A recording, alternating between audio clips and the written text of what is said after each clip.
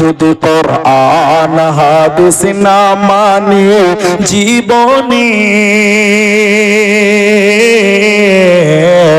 কি হবে গমৃত্যুর পরে, কি হবে গমৃত্যুর পরে।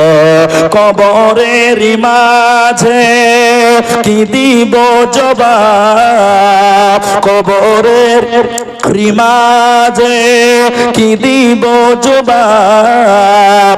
মুনকির নাকিরের তরে কি হবে গমৃত্যুর পরে। যদি কোরআন হাদিস না মানি জীবনে